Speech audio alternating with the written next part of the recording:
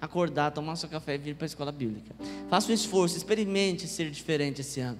Se você nunca participou de uma escola bíblica, experimente, veja como é, e tenho certeza que você vai gostar, amém? É muito bom. Eu agora em 2018, faz 20 anos que eu me converti, e 20 anos eu participo da escola bíblica, e raramente as vezes que eu perdi. Então eu posso com clareza dizer para você que nesses 20 anos de escola bíblica eu aprendi muita coisa, e com a gente sempre continua aprendendo.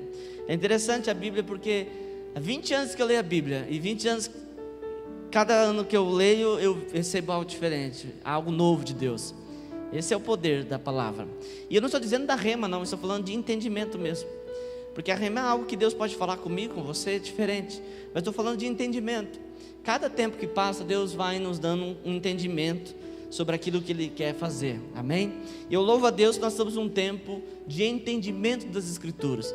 Um tempo onde o povo de Deus está entendendo a palavra, amém? Glória a Deus. Não é um tempo onde qualquer coisa serve, não é. E eu vou dizer para você que esse tempo vai aumentar, essa questão vai aumentar. Vai chegar um tempo onde não é qualquer palavra, não é qualquer ministração, mas é algo que venha com clareza da palavra de Deus, amém? Que cai por terra, querido, toda filosofia humana, e que permaneça o Evangelho de Jesus Cristo, que é puro e simples. Hoje pela manhã nós estávamos estudando Gálatas, e Gálatas, o apóstolo Paulo, ele combate outros evangelhos, né? Quando a gente fala outros evangelhos, não é que existem outros, mas é supostos evangelhos, amém? Que tem cara de evangelho, mas não é o evangelho de Jesus. E nós precisamos combater. Até eu estava falando aqui na escola bíblica, nós precisamos combater até de nós mesmos, porque nós criamos os nossos evangelhos. Nós queremos que o Evangelho de Jesus Cristo se adapte. Quando a gente adapta o Evangelho de Jesus Cristo para a nossa vida, esse é um Evangelho diferente. Isso não agrada a Deus, amém? O Evangelho de Jesus é esse. Dói, a gente chora, a gente sofre, mas é esse, amém? A gente não pode alterar o Evangelho de Jesus Cristo. 1 Samuel capítulo 12, versículo 24, quem achou diga amém. Se coloque de pé.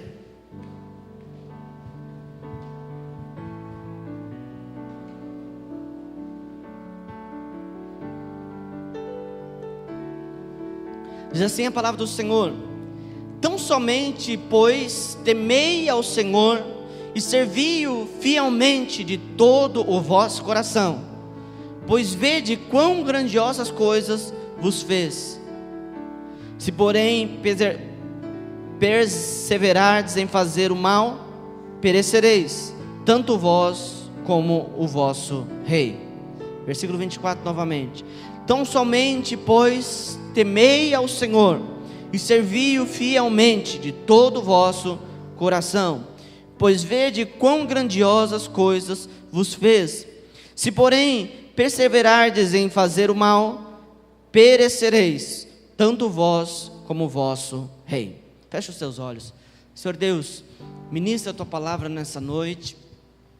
Traga, Senhor, a revelação do Senhor aqui, que o espírito de entendimento, de sabedoria, Senhor, de revelação do Senhor, venha sobre este lugar nessa noite, e que, Senhor, nós sejamos saciados por tua palavra, em nome de Jesus, ó Deus. Nós repreendemos desde já, Senhor, todo impedimento, a ministração da tua palavra, e eu peço, Senhor, que todas as mentes sejam cativas a Jesus, ao Evangelho de Jesus Cristo nessa hora, e que todos nós, Senhor, saiamos daqui com uma nova mentalidade do teu reino, do teu Evangelho, Senhor, e que nessa noite, Senhor, a palavra que for ministrada aqui, mude, Senhor, a nossa vida, em nome de Jesus, Senhor. Nós não queremos, Senhor, apenas uma palavra que venha confortar o nosso coração, mas que cause em nós impacto, que cause em nós, Senhor, mudança, em nome de Jesus, Senhor. Que tudo aquilo, Senhor, que não provém do Senhor, que tudo aquilo, Deus, que é mazela na nossa vida, que caia por terra por meio da da palavra, pois nós sabemos, Senhor, que a Tua palavra, ela limpa o coração, ela limpa a alma, e Pai, e alimenta o espírito. Ó Deus, em nome de Jesus, que a Tua palavra, Senhor, venha produzir frutos nessa noite, venha limpar os corações, ó Deus, em nome de Jesus, de toda heresia, de todo engano, de todo pecado, e que o Senhor permaneça, Senhor, ministrando as nossas vidas, em nome de Jesus, amém. Podemos assentar?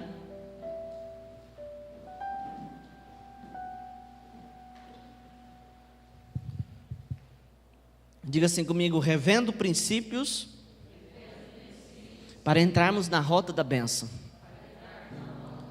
Deus tem uma rota, Deus tem um caminho da bênção. A palavra de Deus, eu citei esse texto aqui esses dias, diz que o Senhor escreveu os nossos dias no seu livro, quando nenhum deles ainda existia. Deus escreveu. Ah, pastor, isso é predestinação? Não, isso é propósito de Deus. Todos nós, queridos, temos um propósito. Deus não cria nada sem propósito. Você é alguém criado para um propósito eterno. E o propósito que Deus tem para você não é apenas nessa terra, mas perdura para a eternidade. Amém? Eu quando vim para Jesus, eu tinha muita dificuldade, eu tinha muitos problemas emocionais, menos-valia, timidez. E uma das coisas que me fez mudar foi o Espírito Santo me convencer que Deus tem um propósito na minha vida. A gente só fica triste na vida, a nossa vida só perde o sentido quando nós não entendemos ainda que Deus tem um propósito exclusivo para nós. A gente sempre vê Deus com um propósito global, mas além do propósito universal, do propósito global de Deus, Ele tem propósito com cada um de nós. E esse propósito dele em cada um de nós não está ligado a outra pessoa, é único exclusivamente para você, para mim, amém? A gente tem que entrar nessa dimensão, entender que Deus tem um propósito na minha vida. E eu vou dizer para você, o propósito de Deus na tua vida não é só que você come e engorde, mas o propósito de Deus é muito mais além do que algo terreno, amém? Eu gostaria que você olhasse para o teu irmão e dissesse para ele: Deus tem um propósito somente para você. Diga assim: o Senhor te colocou nessa terra com um propósito. E você sabe qual que é a maior frustração humana? É quando o ser humano, ainda que ele não entenda, ele não esteja nesse propósito. Existem muitas pessoas que tudo que elas fazem não dá certo. Ela tenta fazer uma coisa, tenta fazer outra, não dá certo, porque ela está deslocada do propósito de Deus. Fora do propósito de Deus, a gente pode fazer algumas coisas, tentar fazer algumas coisas, mas quando nós entramos no propósito de Deus, aí que nós vamos entender o porquê nós existimos. Por isso eu falo para você que é imprescindível, você que quer andar com Jesus, você que quer caminhar com Cristo, não entender ou não pedir para que Ele coloque você no propósito dEle, porque vai parecer que você é um patinho feio, que você está deslocado. Mas quando a gente pede para o Espírito Santo nos colocar no propósito de Deus, Deus começa a agir na nossa vida. É claro que para que isso aconteça requer muita renúncia, porque a Bíblia nos diz que há dentro de nós uma briga, uma guerra constante entre a alma e o espírito. A alma, ela quer usufruir das coisas terrenas, né? Mas o espírito quer viver no propósito divino. Quando nós, querido, resolvemos seguir o espírito, a alma então se levanta, e nós temos que todos os dias vencer ela, para que a gente possa entrar no propósito de Deus. Mas eu vou dizer para você, não há alegria, não há paz, não há tranquilidade, não há perseverança fora do propósito de Deus. Quando nós entramos no propósito de Deus, ali, querido, é o melhor ambiente que a gente pode estar, amém? E quando eu falo propósito de Deus, eu não estou chamando você para ser pastor, eu não estou chamando você para ser padre, para ser reverendo, para ser o que for. Eu estou chamando você para viver uma vida que Deus quer que você viva. Isso não significa que todos serão pastores, porque quando a gente fala assim, Deus tem um propósito, dá a impressão que você vai colocar um terno, uma gravata e vai subir aqui nesse púlpito, pegar um microfone e vai pregar. Mas não é isso. Deus tem um propósito específico para você em diversas áreas. Mas eu gostaria que você entendesse, antes de nós iniciarmos falando desse texto, que Deus tem um lugar para você nessa terra específico, e Deus quer te colocar naquilo que Ele te criou, para aquilo que Ele te criou, no ministério, no lugar que Ele determinou para você. Você pode escolher outros lugares, você pode escolher viver fora do propósito de Deus, mas eu gostaria de dizer para você que viver fora dos propósitos de Deus é viver perdendo tempo, é viver, querido, tentando encontrar o seu lugar. Mas quando você decide, Espírito Santo, me coloca no lugar que o Senhor me preparou, Espírito Santo, me coloca no seu propósito, você vai ver que a vida fica mais tranquila. Amém? Muitas pessoas padecem, querido, porque estão fazendo coisas que não é que não seja de Deus, mas é fora do propósito de Deus. Algumas pessoas acreditam que o nível maior do evangélico é ele pregar a palavra. Mas eu gostaria de dizer para você que pregar a palavra é um ministério. E se Deus não te chamou para pregar a palavra, e você pregar a palavra, você nunca será ouvido, porque precisa de ser um chamado de Deus. Por isso que eu estou dizendo, o propósito de Deus não é fazer coisas boas, mas é fazer aquilo que o Senhor determinou, é fazer aquilo que o Senhor te chamou. Amém? E isso requer muita busca. A gente tem que entender. Eu entendi isso quando eu me converti. Com 12 anos de idade, eu entendi que Deus me chamou para pregar a palavra. Numa primeira oração, eu nunca tinha recebido a oração de um pastor. Na primeira oração, eu não suportava crente, eu detestava crente, eu afrontava crente. Mas na primeira oração, Deus falou que Ele me colocaria no lugar daquela pessoa que estava orando por mim, e que eu seria um pregador da palavra. E daquele dia em diante, Deus foi trabalhando segundo o seu propósito. Quando eu queria fazer algumas coisas, Deus não deixava, porque não era o propósito dele para a minha vida. Eu lembro como se fosse hoje, apareceu um rapaz da Jocum, é um ministério evangelístico, e ele ensinou várias artes para atrair, para poder evangelizar. E uma dessas artes era cuspir fogo. E eu cheguei para o meu pastor e disse assim: pastor, eu quero aprender a cuspir fogo. É interessante. Imagina um adolescente cuspindo fogo, imagina o Cauã cuspindo fogo. Ele ia achar o máximo, não é? A gente ia achar, mas aí o meu pastor me chamou de Deus não te chamou para isso. E aí eu tive que renunciar ao cuspir fogo. Mas ainda está em tempo, né? Tudo a gente pode aprender. Você está entendendo? A gente precisa pedir para que Deus nos coloque no lugar que Ele quer que a gente esteja. Isso não é ir contra a tua vontade, mas é você encontrar o seu propósito. Eu citei aqui o patinho feio, você conhece a história. O patinho, ele sentia feio diante dos outros patos, mas ele descobriu que ele não era pato, ele era cisne. Então às vezes você está alocado num lugar que não é do Senhor, ou às vezes você almeja um lugar que não é o que o Senhor quer para você. E aí, querido, a gente vai lutando e nunca a gente está satisfeito. Mas quando a gente pede e deixa Deus nos colocar no lugar que Ele nos determinou, aí, querido, é vida tranquila, é vida em paz, é vida cheia de alegria. Amém? Glória a Deus. Esse texto, querido, nos mostra exatamente isso que eu iniciei falando, que Deus quer nos colocar num propósito, na rota da bênção. Porque nós podemos viver na vida os caminhos que a gente quiser. A Bíblia diz que só existe um caminho, mas não é deste caminho de salvação que estou dizendo, mas estou falando de curso de vida. A gente pode escrever a nossa história, a gente pode recomeçar, a gente pode caminhar pela direita, a gente pode caminhar para a esquerda. Nós podemos escolher, através das nossas escolhas nós criamos os nossos caminhos. Mas quando a gente encontra a rota de Deus, aí, querido, é caminho de vitória. Amém? Aí a gente vê a prosperidade de Deus. Isso aconteceu com o profeta Jonas. Deus pediu para que ele fosse a Nínive pregar arrependimento, mas ele pegou um curso contrário, foi para Tarsas. E lá no caminho para Tarsas houve tempestade, houve vendaval, e ele então foi jogado no mar, e um grande peixe pegou ele. Às vezes, querido, a gente quer seguir os nossos próprios caminhos, e nesses caminhos o Senhor permite que há dificuldade, que há tempestades, que há tormenta, para que a gente entenda que a gente está fora do propósito divino. Amém? Quantos estão entendendo a palavra? Isso aqui não é sopa, isso aqui é comida sólida. Amém? A gente precisa entender, querido, que existe um propósito de Deus. O profeta Samuel, ele está aqui falando sobre andar nesse caminho, e ele fala que esse caminho, existem algumas coisas que precisam ser seguidas.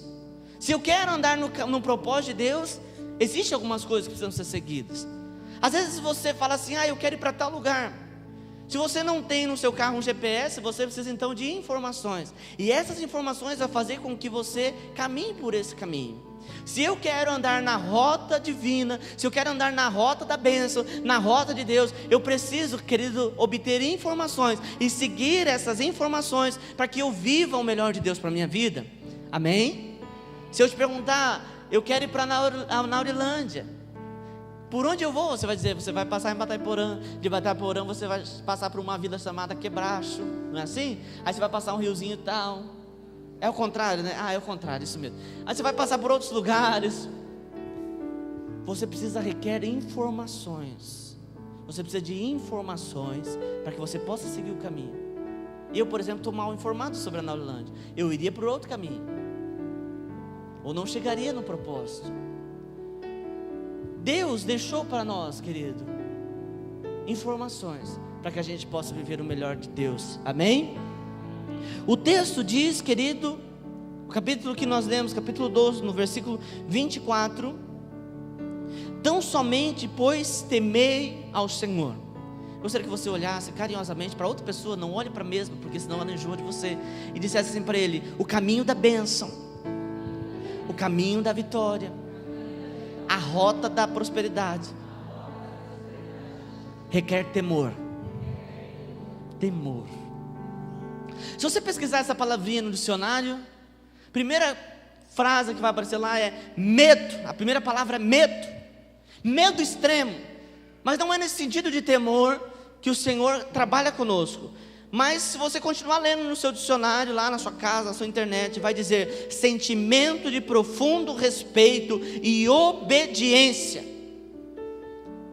Pastor, eu quero viver o melhor de Deus para a minha vida. Eu quero que o Senhor me coloque, me aloque no lugar que Ele tem para mim. Eu vou viver o melhor de Deus, e eu vou viver prosperidade. Nesse caminho, a necessidade de temor. E é uma coisa que a gente precisa falar muito, querido, porque a gente tem, como igreja eu estou falando, a gente está bem. A gente tem música boa, as músicas não são boas. A gente não adora o Senhor com canções bonitas, gostosas.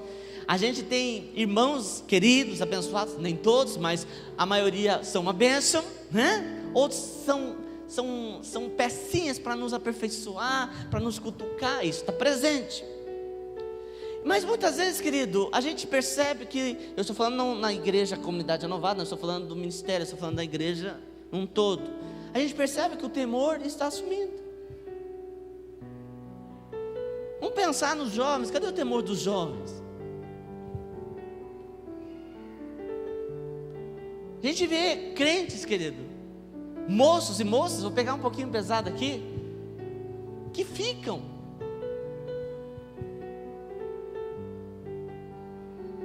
Na minha época isso era pecado. E eu tenho certeza que a palavra de Deus não mudou. A mentira era pecado. E as pessoas estão mentindo com uma facilidade. Isso tudo, querido, é falta de temor. E às vezes, querido, pelo fato de nós virmos à igreja, de nós levantarmos a mão, de nós cantarmos, de nós orarmos, a gente acha que nós vamos viver o melhor de Deus. Mas se eu quero viver o melhor de Deus, eu preciso caminhar pelo caminho do temor. Há necessidade de temor. Eu vou pedir que vocês, o Cauana está ali só, que você ache os textos para mim aí, tá? O primeiro texto que eu gostaria de ler com os irmãos é Provérbios, capítulo 1, versículo 7.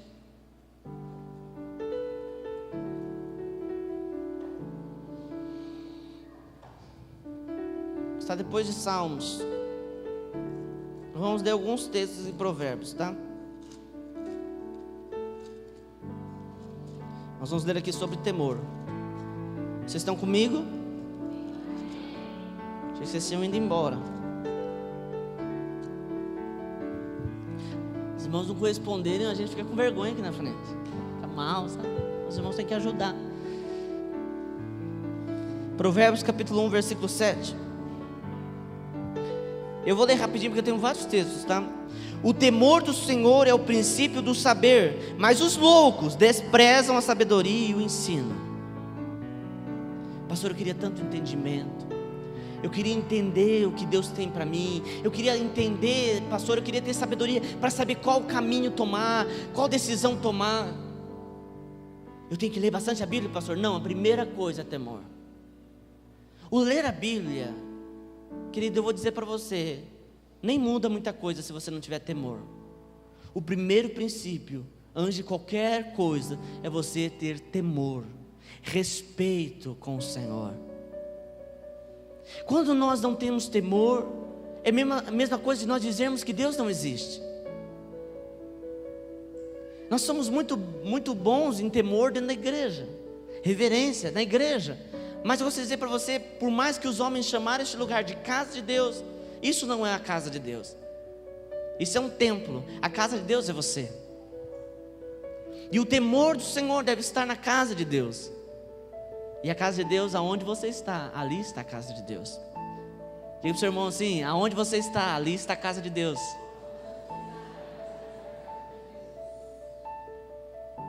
Os seus vizinhos têm casa de Deus? Tem uma casa de Deus lá, para eles possam buscar a Deus? Você é casa de Deus, amém? Já esqueceu? Os seus vizinhos podem encontrar uma casa de Deus lá na sua casa? Tem que ter temor lá. O temor não é só na igreja, a reverência ao Senhor não é só na igreja.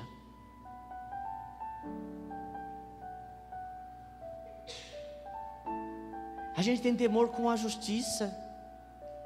A gente não tem temor?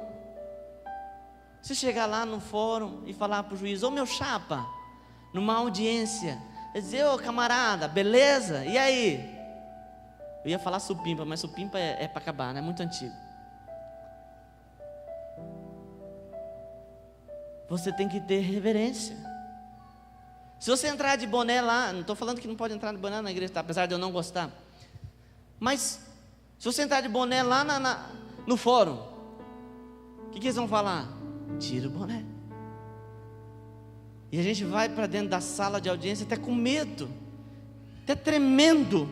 Assim deve ser com Deus. Mas Deus não está só no momento que nós estamos clamando. Deus não está somente nos momentos que nós estamos adorando, mas Deus está conosco todos os momentos. Então a nossa vida deve ser uma vida de temor. E através desse temor, desse respeito, de eu entender que Deus está aqui, que Ele é santo, Deus me concede sabedoria. Não sou eu que estou dizendo, a Bíblia diz: no temor do Senhor há sabedoria. Você quer ter sabedoria para lidar com os negócios? Não é só sabedoria bíblica não que está dizendo aqui, é sabedoria de tudo. Salomão pediu para Deus sabedoria e ele foi rico. Você quer sabedoria para lidar com o seu dinheiro? Porque eu vou dizer uma coisa para você, isso é sério. Não adianta você ser dizimista se você não tem sabedoria para lidar com o seu dinheiro. Se você é dizimista e não tem sabedoria, eu vou dizer para você uma coisa: Deus nunca vai deixar você passar fome, mas também você nunca vai enriquecer. Pastor, a riqueza é um pecado, é um dos 7 pecados capitais. Quem te disse isso? Sai dessa. Isso é mentira do diabo. O Senhor promete que Ele dará riquezas e glórias. Não é para muitos. Então, se eu quero entendimento para viver o melhor de Deus, se eu quero sabedoria para viver o melhor de Deus, eu preciso de temor. Amém? Atos 9:31.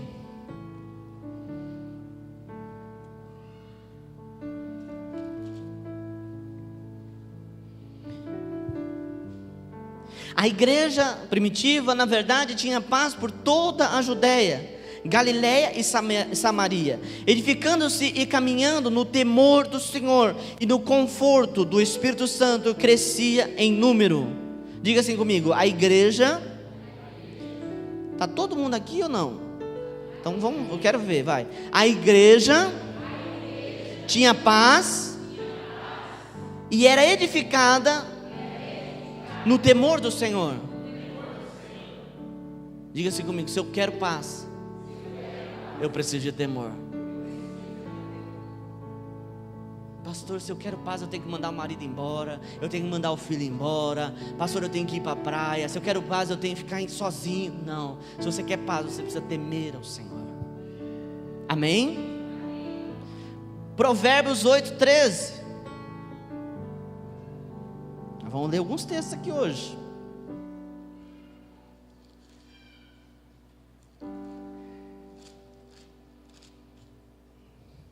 Eu preciso saber de vez em quando você dá um glória para mim ver que você está aí. Amém? Você está aí? Provérbios 8:13. O temor do Senhor consiste em aborrecer o mal, a soberba, a arrogância, o mau caminho e a boca perversa, e eu os aborreço. Pastor, o que é o temor do Senhor? É isso. Porque, querido, quando eu temo a Deus, eu sei que Ele está aqui, que a sua presença é maravilhosa. Existia um cântico antigo que dizia, um corinho antigo, que Deus é terrível. Às vezes a gente usa a palavra terrível para denominar aquilo que é ruim, mas terrível é aquilo que causa espanto, terrível é aquilo que causa medo. A presença de Deus é terrível. E se eu sei que a presença de Deus é terrível, causa espanto, causa temor, tremor, então, querido, eu sei que Deus aborrece o mal. Eu também logo aborreço o mal. Quando eu temo a Deus, eu não ando com más conversações, pois a palavra de Deus diz que as más conversações corrompem os bons costumes. Você está entendendo? Tem outros textos aqui. Provérbios 10, 27 diz que o temor do Senhor, eu não vou abrir, se você quiser, você pode ficar à vontade. Provérbios 10, 27 diz que o temor do Senhor prolonga a vida. Cutuca o teu irmão, diga assim para ele: você quer viver mais? Então tem que temer ao Senhor. Está aqui, vocês vão conferir no texto aqui. O temor do Senhor prolonga os dias da vida. Você quer viver bastante? Pastor, eu tenho que comer, eu tenho que tomar chá de hibisco. Pastor, eu quero viver bastante, eu vou comer aquela frutinha da Amazônia lá. Não, você quer viver bastante? Tema a Deus. Eu estou falando de vida, tá? Eu não estou falando de ficar de pé, porque você pode ficar de pé durante muitos anos. Eu estou falando de vida abundante. Estou falando de lucidez, de viver uma vida servindo ao Senhor. Fora disso, querido, não é vida. Você não tem voz para orar, você não tem voz para cantar, você não tem pés para poder se firmar, você não tem braços para segurar nada. Isso não é vida, não é? É bom que a gente morra mesmo. Eu vejo que tem gente que quer preservar. Está lá, querido, o vozinho, a vozinha. Não fica com medo, não segura ele não. Tem gente que fica segurando os parentes, gente. Não segura não. Senhor, recebe, prega a palavra, vai para a glória. Eu estou falando de vida, tá? Estou falando de ficar 130, 140 anos na terra. Estou falando de vida. Isso para você pode ser vida até os 80. Eu já disse que eu vou viver até os 120. Mas para você pode ser 80, 70, pode ser 60. Prolonga a vida, vida abundante, de paz, de saúde. É o temor do Senhor. A palavra de Deus lá no Salmo 34, 9 diz que aqueles que temem ao Senhor, nada vos falta. Diga assim: aqueles que temem ao Senhor. Está demorando aqui, hein, calma. Nada vos falta. Colocou já? Quando a gente teme a Deus, querido, nada falta. Pastor, não, a Bíblia diz assim, que se o Senhor é meu pastor, quando Deus te guia, você teme a Ele. É isso que a palavra de Deus está dizendo, que quando você teme a Deus, nada falta para você. Amém? Pastor, se eu não quero que nada me falte, eu faço a campanha de prosperidade. Não precisa. Não precisa de campanha, não. Você tema a Deus. Tema a Deus. Amém? Provérbios 14, 26 diz que aqueles que temem ao Senhor têm confiança. O temor do Senhor, dizem comigo, o temor do Senhor produz confiança. Sabe quantas vezes a gente não está confiando em Deus? Eu tenho certeza que você nunca passou por isso. Só eu passei por isso na vida. Você nunca passou, que você é muito bênção. Você olha assim, parece que Deus não vai abrir a porta, e o tempo está acabando, e Deus... Você não passou por isso, tenho certeza. Quando a gente teme a Deus, Deus produz em nós confiança. O mundo prega que você tem que tirar a confiança de você. Você tem que ser uma pessoa confiante, mas isso não tem como. A nossa humanidade, querida, não consegue buscar confiança, porque Deus não criou o homem para ser confiante. Eu vou te dizer algo: Deus não criou o homem para buscar nele paz, para buscar nele alegria. Deus criou o homem para depender dele, para que ele dependa da alegria dele, para que dependa da paz dele. Por isso que o temor do Senhor produz tantas coisas. Amém? Provérbios 22, 4. Esse eu vou ter que ler, abra aí. Provérbios 22, 4.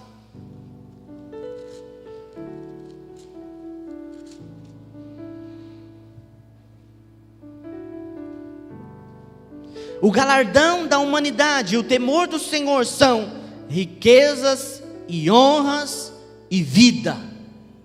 Diga assim: o temor do Senhor é riqueza, honra e vida. Eu vou falar para você, é tudo que um ser humano busca.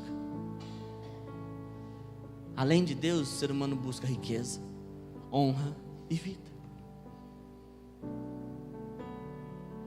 No mundo você não encontra essas três coisas juntas. Alguém é muito rico, mas não é honrado. Alguém é muito rico, mas não tem vida. Eu já contei várias vezes aqui, eu fui orar na casa de uma mulher muito rica. Quando eu pisei no tapete da sala, o tapete veio quase no meu joelho, de tão felpudo que era. A televisão, eu nunca vi uma televisão daquele tamanho. Vocês acham que a televisão de 60 polegadas é grande? A dela, meu filho, pegava a parede toda. Mas você olhava lá, estava uma briga, uma contenda. E a irmã olhou para mim e falou assim: pastor, eu não tenho paz para comer um pão dentro de casa. Porque eu cheguei e eu falei assim: que casa gostosa, irmã, que bênção. Ela falou: pastor, é bonita, mas eu não tenho paz para comer um pão. E ela disse para mim: eu daria tudo que eu tenho para ter paz. Mas a Bíblia diz que se nós tememos ao Senhor, o Senhor nos dá riqueza, honra. Honra é bom, querido. Deus promete muita honra para nós. Se nós honramos o Senhor nos honra. Honra, querido, é um sentimento que traz para você que vale a pena. O Senhor diz que Ele traz honra, riquezas e vida. Cutuca o teu irmão aí, diga assim para ele: se a gente teme ao Senhor, o Senhor nos dá honra, riqueza e vida. E para encerrar essa parte, 2 Coríntios 7, versículo 1 diz que o temor do Senhor aperfeiçoa a santidade. Olha que interessante, como o inimigo ele tenta enganar. A gente quer ter santidade para temer ao Senhor, mas a palavra diz que nós devemos temer ao Senhor para que a gente seja santo. Quando você, querido, está vendo, entendendo que Deus está do teu lado, você respeita Deus. Você não é santo por medo de ir para o inferno, mas porque você não quer desagradar a Deus. Sabe, a gente está vivendo um tempo onde as pessoas querem legitimar os seus pecadinhos. E aí você vai conversar com ele e falar assim: não, mas a Bíblia não fala que não pode fazer isso. Ah, mas a Bíblia não fala que não pode fazer aquilo. Mas o Senhor quer que a gente viva, querido, em um nível aonde, ainda que não esteja escrito, eu escolho não me contaminar com essas coisas, porque eu não quero desagradar, porventura, desagradar ao meu Deus.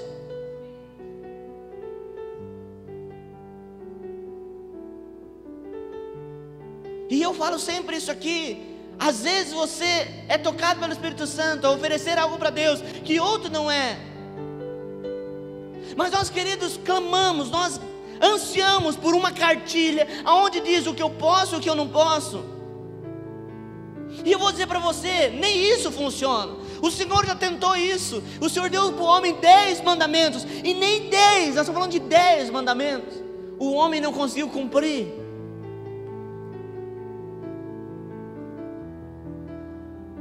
E agora, na dispensação da graça, o Senhor não quer que a gente siga regras, preceitos humanos, mas Deus quer que a gente viva em temor. Eu não vou à igreja porque, se eu não for na igreja o pastor vai me perseguir. Se eu não for na igreja, eu não vou ser abençoado. Não, eu vou à igreja porque eu quero adorar a Deus. Eu vou à igreja porque eu preciso, junto com os meus irmãos, cantar e adorar aquele que vive. Eu vou na igreja porque eu quero conversar com meu irmão. Não, querido, por uma obrigação. Eu não suporto quando alguém fala assim para mim: pastor, eu já orei essa semana, já fiz a minha obrigação. Não, você não deve orar porque alguém te mandou.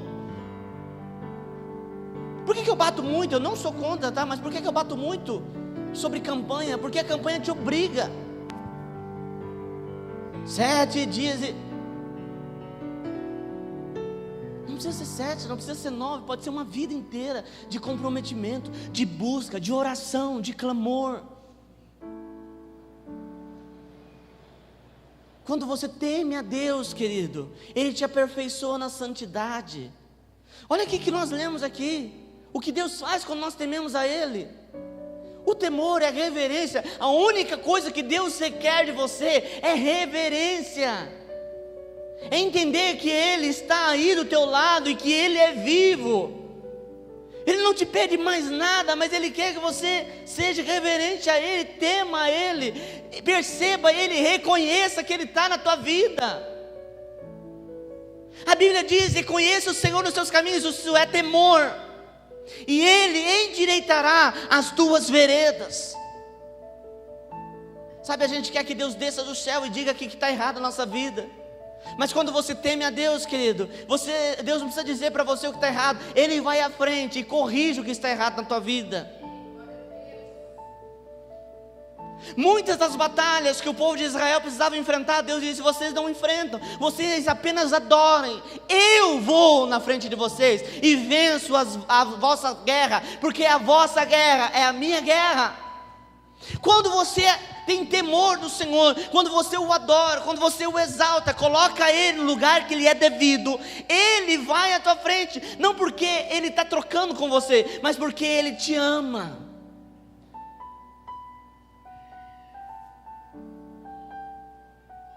Você é guiado por aquilo que você serve.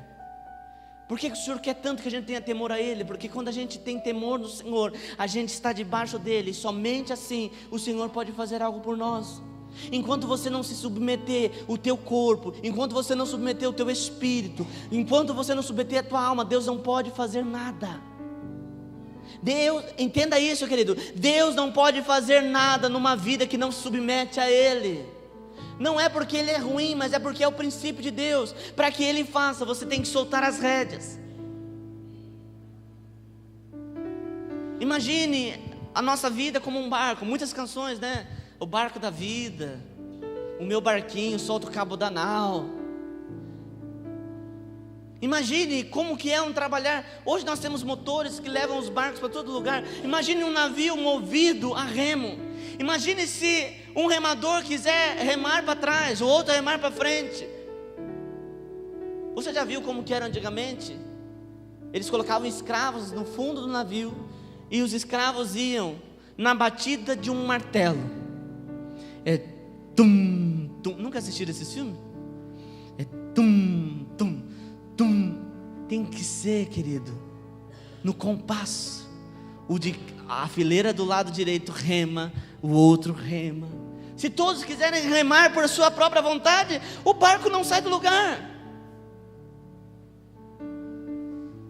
Às vezes a gente está segurando o leme da nossa vida e está pedindo: Deus, me coloque no lugar que o Senhor determinou, me coloque no seu propósito. Mas enquanto você não soltar, Deus não vai fazer.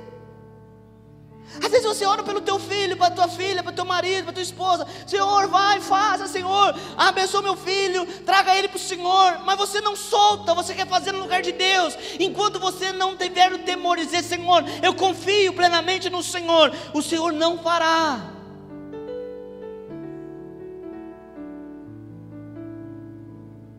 Não é tempo, querido, de você querer direcionar a tua vida, mas é você entregar a tua vida na direção de Deus. Amém? Quando a gente fala de temor no Senhor, nós não estamos falando só, querido, de algo que é exterior, mas algo que é interior.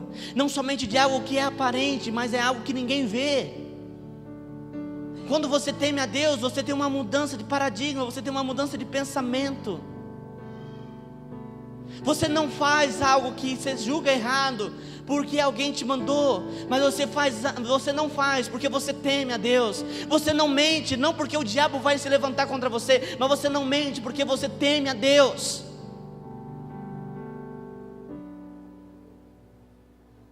E isso, querido, nós vamos se tornar a igreja que Jesus quer que a gente seja.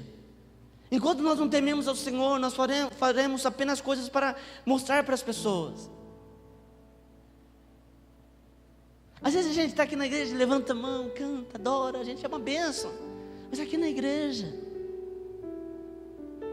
Mas eu gostaria de dizer para você que não é você que vai à igreja, é a igreja que vem aqui quando você está aqui. Se não tem você, não tem igreja. Igreja é chamados, eclésia, chamados para fora. Igreja é você. Então se você está lá no seu trabalho, a igreja está lá. Se você está lá na sua casa, a igreja está lá. E o temor do Senhor tem que estar onde você está. Amém? Quem está aqui ainda? Quando você teme a Deus, você não precisa ficar freando a sua língua, mas a sua língua produz palavras proféticas. Pois a palavra de Deus diz que da mesma fonte não sai água e amarga. Quando você teme a Deus, você se torna uma fonte. Jesus disse isso.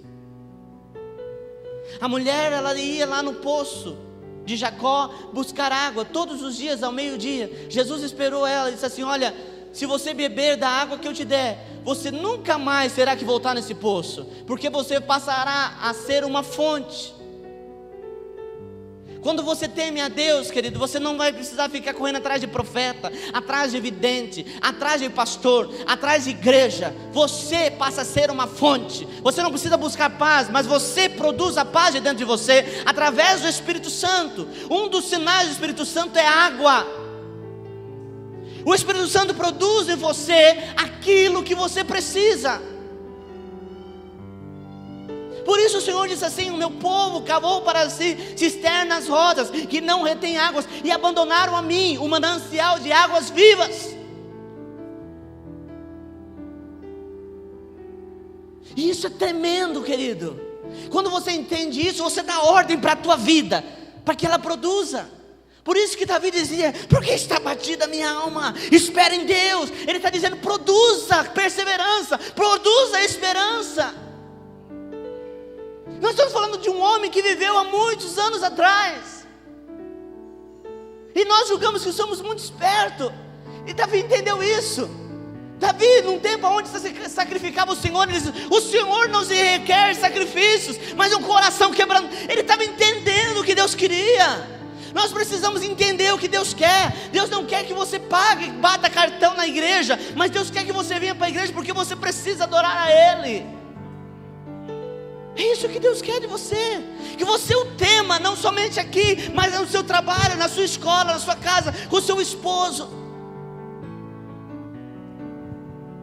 Eu não falo palavras torpes, não porque o crente não pode falar, mas é porque eu não quero desagradar o Espírito Santo que em mim habita.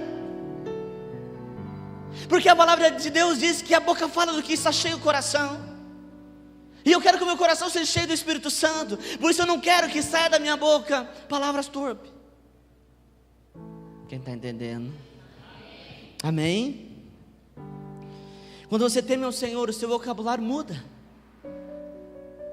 A Bíblia diz, Provérbios 12, 11, não me lembro, está lá entre Gênesis e Apocalipse.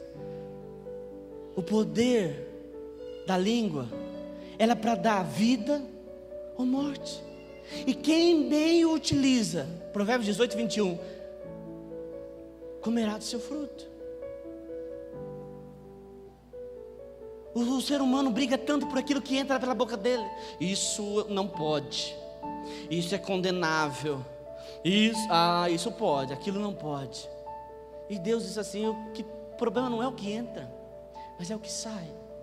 Quando você teme a Deus, o que sai da tua boca são palavras proféticas. Amém? Palavras de bênção. Amém? Quando você teme a Deus, você tem logo obediência. O que te motiva a obedecer a Deus?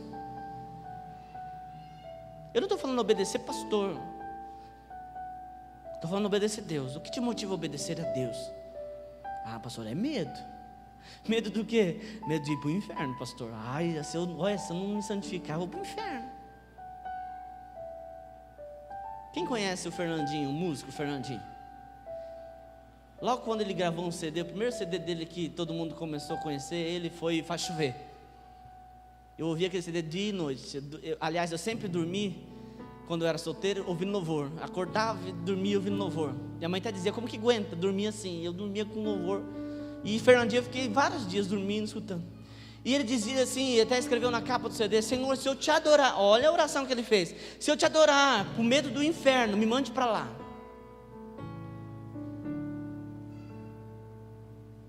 Nós não temos que buscar a Deus com medo do inferno, mas porque nós o tememos, reconhecemos que Ele é Deus. Amém? Não precisa ficar triste, eu estou falando de um caminho de gente que quer viver uma vida de vitória. Amém? Tem outro caminho, daqueles que vivem uma vida mais ou menos, não precisa temer a Deus. Mas se você quer viver, querido, uma vida de vitória, na plenitude de Deus, você então precisa temer a Deus. Amém? Segundo lugar, já estou encerrando, tá? Esse foi só o primeiro, são 3. Segundo lugar, volta lá para o texto, 1 Samuel 12, 24. Tão somente, pois, temei ao Senhor e servi-o fielmente. Diga assim, servir a Deus fielmente. Pastor, tem como eu andar no propósito de Deus sem eu servir ao Senhor? Não tem. Não tem jeito. Você precisa servir a Deus. O que é servir uma pessoa? Pensa aí. O que é servir uma pessoa? O que seria servir a Deus?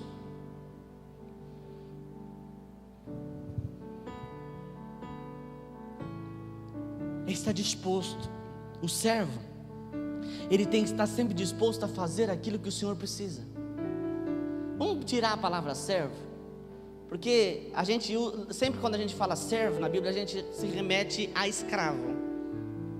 Mas não é esse tipo de servo, é esse servo como nós, trabalhadores hoje. Qual que é o bom trabalhador? É aquele que está atento ao que o chefe ou a empresa precisa. Quem que quer um funcionário que fica, ai, olha, nossa, eu vi ali que tem que passar um pano ali. Ah, depois passa. Ah, isso aqui tem que ajeitar aqui.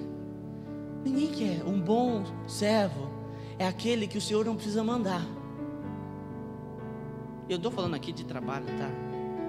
Por favor, não faça, não caia no erro que a igreja caiu lá nos tempos medievais, que o trabalho vai te fazer uma pessoa. Não, eu estou falando de servir a Deus. Como que você pode servir a Deus? Ah, pastor, eu sirvo a Deus quando eu venho na igreja. Ah, isso é tão pouco. Isso é uma pequena ponta do iceberg de servidão a Deus. A Bíblia diz que você serve a Deus quando você ama o teu irmão. O Senhor diz assim, muitos chegarão e me dirão, eu te servi, Senhor, eu te amo, mas odeio teu irmão. O meu espírito não está nele. Servir a Deus, querido, é fazer aquilo que Jesus fazia, é amar o próximo, é adorar a Ele. Amém? Diga assim, não há caminho, não há rota de bênção sem servidão. E é ser servo fiel. Olha para o teu irmão e diga assim, é servo fiel. Não é ser servo quando é conveniente. Judas foi servo quando era conveniente. Pedro foi servo quando era conveniente. A gente sempre fala de Judas, né, porque Judas foi lá e se matou. Mas Pedro, às vezes a gente esquece que Pedro pisou na bola. Quando Jesus estava lá, fazendo milagre, operando curas e maravilhas, Pedro servia Jesus. Mas quando Jesus foi para a cruz, Pedro deixou de servir Jesus. Seguia, diz a palavra, Pedro seguia Jesus de longe. O servo, ele está comprometido com o seu Senhor. Você tem que estar comprometido com Deus. Eu disse no grupo do WhatsApp, vou lembrar aqui de novo. Eu dei o exemplo do omelete com bacon. E eu disse, em um omelete com bacon, a galinha está envolvida e o porco está comprometido. Por que em um omelete com bacon a galinha está envolvida? Porque ela dá os ovos. Quando você está envolvido, pastor, eu estou envolvido com o reino de Deus. Você dá o ovo lá e vai embora. Agora no reino de Deus, o porco, no omelete aliás, o porco, ele deu bacon. E para ele dar o bacon, ele teve que morrer. Eu não sei se você entendeu, mas Jesus, ele não está envolvido com você. Jesus está comprometido com você. Ele não entrou com o poder dele, ele entrou com a vida dele. E se nós podemos fazer alguma coisa, querido, não é se envolver com o reino, é se comprometer com o reino. O servo é aquele que o Senhor diz assim, eu preciso de você. Você está disposto? E você, o servo, ele não titubia, ele diz, eu estou aqui. Eu estou aqui. Se Deus precisar de você agora, para levar a palavra dele lá para a África, ou você está disposto? Ah, pastor, esse não é meu ministério. Você já está dando argumento. Eu não estou perguntando se é teu ministério ou não, estou dizendo se você está disposto.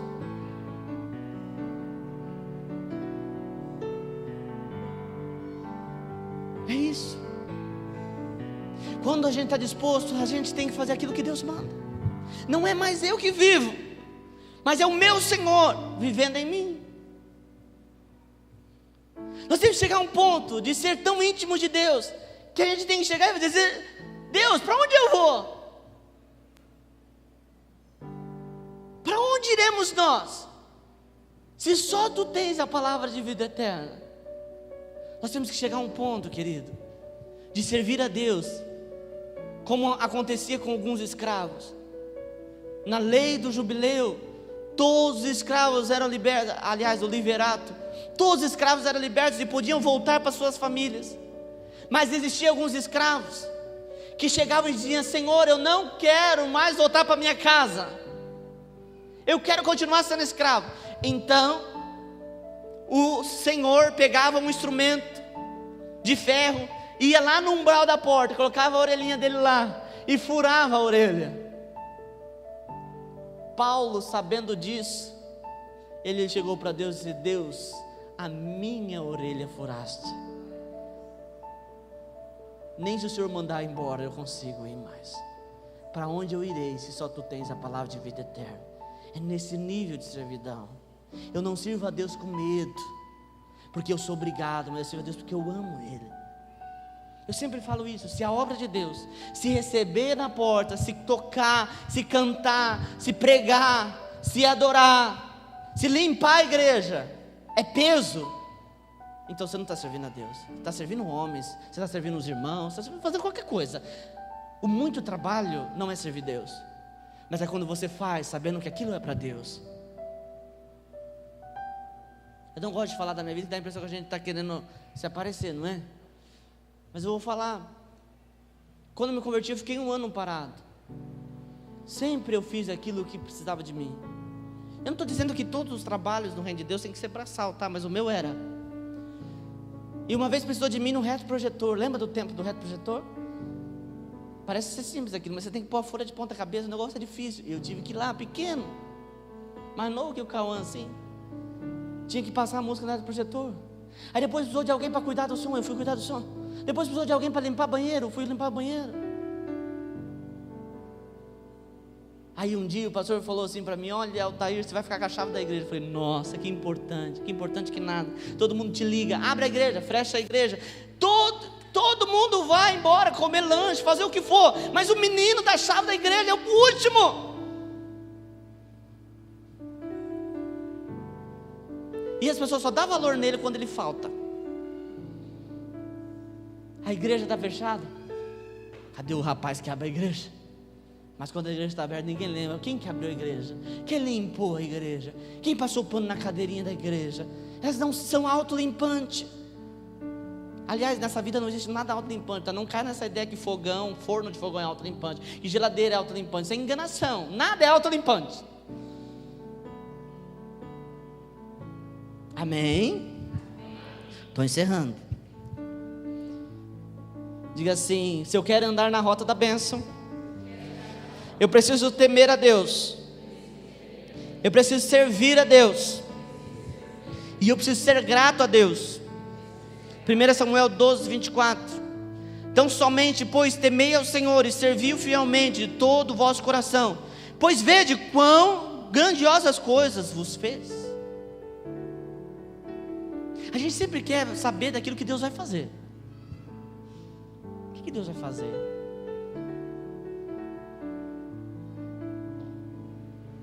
Eu lembro em alguns encontros de avivamento, aqueles pastores cheios de unção, eles diziam assim: Deus está me mostrando uma chave de um carro. Eu ficava: é meu. É meu. Aí eu ia para Calóizinha, não era meu aquela. Aí de novo, eu estou vendo a chave de uma caminhonete, agora é meu. Aí Deus me colocava num Fusca, não era meu. A gente sempre quer saber aquilo que Deus tem para dar. A gente chega ao ponto de Deus ser quase um gênio da lâmpada. A gente dá uma esfregadinha. Já pensou Deus lá na tua casa dizendo para você: você tem direito, meu servo, a fazer 3 pedidos. Imagine Deus pedindo para você: pastor, é empolgante isso, né? Deus falando para mim. Mas e o que Deus já fez? O que Deus já fez? Uma coisa interessante é quando a gente analisa o dízimo e oferta. A gente, precisa dar uma oferta. Vou dar uma oferta. Eu vou? Sei não. Sai de casa lá, pega aquelas notas. Você sabe que Deus, se Deus falar assim, dá tudo, você já está com tudo no seu bolso. Eu sempre falo que existem algumas notas que se converteram. Nota de 5, de 10, quer ver de 20, converte. A nota de 20 é tão convertida, gente. Elas não saem da igreja. A de 2 então, essa aí já está muitos anos na igreja. Elas gostam de uma igreja. Tanto é quando você vai pagar alguma coisa com um trocadinho, alguém fala assim: você roubou uma igreja. Não é? Que elas gostam disso. Então a gente coloca lá: se Deus pedir isso aqui, dá tudo, eu vou dar tudo. Mas você sabe o tanto que está lá. Ou aqui na frente você coloca o dinheiro do lanche, aqui atrás você coloca o dinheiro da oferta, aqui no dinheiro do dízimo, e aqui um trocadinho para o mendigo. Aí chegou a hora de oferta. Se você errar o bolso. Você está entendendo o que eu estou falando? Não estou criticando não, você está entendendo, né? Se você está dando para Deus, não é porque Ele vai te dar, mas é porque Ele já te deu. Eu não estou dando daquilo que eu produzi, mas daquilo que Deus me deu. Se eu posso ofertar, é porque Deus me deu. Por isso a palavra de Deus diz que Deus dá semente ao que semeia.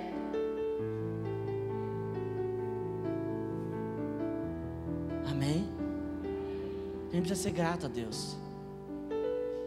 Claro que Deus tem para você muitas coisas, mas Ele também já fez muitas coisas na tua vida.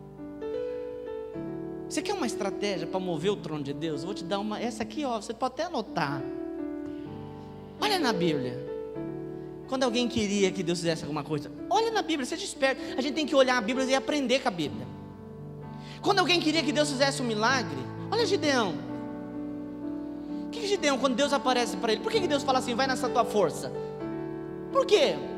Porque quando Deus aparece para ele, ele diz: Deus, és tu que nos tirou do Egito, és tu que operou milagres, és tu que operou maravilhas. Você quer que Deus faça algo na tua vida? Lembra o que Ele já fez. Essa é a maior oração. Você quer que Deus te cura de uma enfermidade? Deus, o Senhor curou a mulher de fluxo de sangue. O Senhor curou o leproso Naamã. Me cura.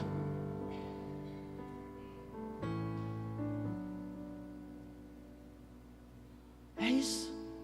Simplesmente isso. Se nós andarmos, querido, nesses propósitos, nós vamos viver uma vida de vitória, na rota da bênção de Deus. Amém? Às vezes você está igual o cego. Você não está no caminho, você está na beira. Tema a Deus, sirva a Deus, agradeça. Então você vai viver no caminho de Deus. Amém? Se coloque de pé, por favor.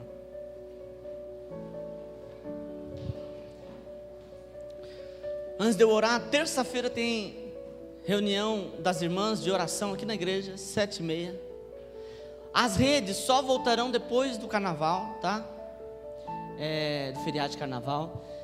Escola bíblica, todo domingo às 9h da manhã. E todo domingo à noite é a nossa noite de celebração, onde a gente adora o Senhor. Amém? Às 7h30 da noite. Sexta-feira também tem culto, 7h30 aqui na igreja. Amém? Então tem reuniões para você participar. Não deixe, se você pode estar aqui, esteja nas reuniões de oração, do culto na sexta-feira. A gente tem que aproveitar as oportunidades que Deus nos concede. Amém? Em nome de Jesus. Senhor Deus, muito obrigado pela Tua palavra. Obrigado, Senhor, porque o Senhor tem nos mostrado qual caminho seguir, qual caminho andar. E aprendemos nessa noite que o caminho que o Senhor tem para nós é o caminho do temor, o caminho da servidão ao Senhor, da dedicação. É a vida, Senhor, da gratidão. Ó Deus, em nome de Jesus, nós pedimos que o Senhor venha nos posicionar no Teu propósito. Sabemos que viver fora do Teu propósito, Senhor, é perder tempo. Por isso nós pedimos, Senhor, nos coloque no Teu propósito. Em nome de Jesus, dá a Tua bênção. Senta só um pouquinho. Nós vamos recolher os dízimos, as ofertas. A Bíblia diz que ninguém deve contribuir por constrangimento, nem por necessidade, pois Deus ama quem dá com alegria. Você que vai ofertar, dizimar, pega na tua mão, quero abençoar você. Quem ainda não fez o projeto de vida, tem ali naquele balcão lá, tem alguns projetos. É importante você escrever, externize aquilo que você quer para o ano de 2018. Se ainda não pegou, pegue lá. Amém? O projeto é feito junto com a oferta de primícia. A oferta, deixa Deus falar com você. Agora o projeto, faça. Escreva o projeto, aquilo que você quer, seus alvos espirituais, seus alvos materiais, para que Deus abre os caminhos da tua vida. Nunca Deus pediu para a pessoa viver uma vida do jeito que ela quis. Deus sempre nos mostra que Deus coloca para as pessoas meta. Deus coloca caminhos. Foi assim com Moisés, foi assim com Josué, foi assim com Caleb. Para você ter noção, Caleb recebeu uma promessa e depois de 40 anos ele lembrava da promessa. Você tem que saber o que você está almejando. Pastor, eu vou ver o que vai dar esse ano. Não faça isso, não caia nesse erro. Coloque propósitos esse ano. Vamos falar de coisas simples. Pastor, eu quero tanto emagrecer esse ano. Bem-vindo ao time. Então, coloque propósito. Pastor, coloca propósito. Coloca propósito. Pastor, eu vou emagrecer 20 quilos. Não, isso é loucura. Você não vai emagrecer 20 quilos. Só se você estiver doente. Coloca propósito. Esse ano eu quero emagrecer 5 quilos. Eu estou dando um exemplo para você entender. Esse ano eu quero trocar de carro. Eu não sei quantos colocaram no projeto de vida que vai trocar de carro. Mas se você colocou, com certeza você começou com uma poupança já. Não, pastor, então você não está focado no seu objetivo.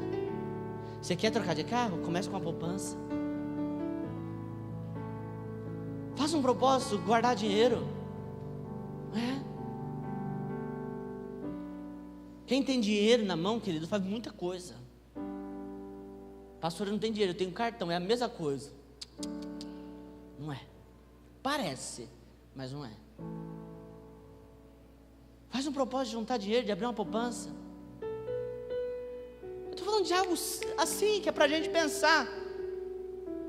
Não ficar fazendo aqueles objetivos. Ah, pastor, eu quero esse ano comprar 3 casas. Não vai comprar 3 casas de jeito nenhum. A não ser que você seja milionário. Mas caso contrário, faça. Coloque objetivos que dê para você trabalhar para isso. Pega eles. Você vai colocar lá, quem não colocou ainda, coloca no projeto de vida. Ou quem já colocou, faça uma cópia para você. Guarde lá, onde só você mexe. Pelo amor de Deus, não deixe ninguém ver aquilo. Um dos segredos para o seu sonho se realizar é você ficar de boca fechada. Você e Deus, coloque lá. Esses propósitos todos eu queimo e ofereço a Deus um sacrifício dos propósitos dos irmãos. Pegue lá, guarde lá na sua Bíblia, lá na sua carteira, os seus objetivos para o ano 2018. Mas não fique sem colocar objetivo para a tua vida. Amém? Quem for dizimar, ofertar, pegue na sua mão. Todos de pé, por favor. Senhor, abençoe aquele que vai dizimar, aquele que vai ofertar. Eu peço que o Senhor multiplique a semente. Senhor, que ele colha a 30, a 60 e a 100 por 1, conforme a tua palavra. Dê entendimento, Senhor, para os teus filhos lidar com as finanças. Abençoe, Senhor, as finanças dos teus filhos. Pai, que haja milagres financeiros. Que eles vejam, Senhor, o agir do Senhor. Em nome de Jesus. Quem for ofertar, dizimar, coloque aqui no gasofilaço, por favor.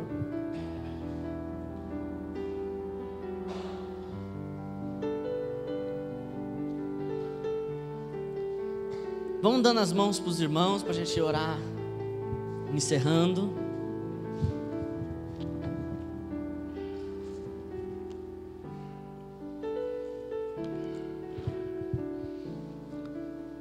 Antes de eu encerrar, deixa eu pedir para os irmãos estarem orando a gente tem esse ano a gente completa 10 anos, a gente quer fazer uma festa na igreja.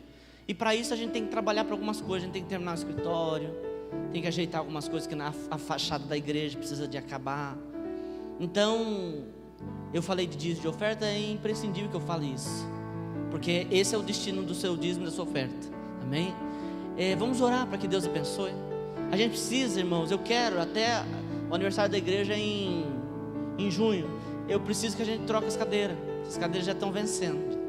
Então vamos orar, a gente precisa de milagre financeiro. Amém? Eu não tenho dúvida que Deus fará, mas eu quero que você me ajude em oração. Amém? Em nome de Jesus. Vamos orar encerrando. Senhor, muito obrigado por este culto. Obrigado por tua presença.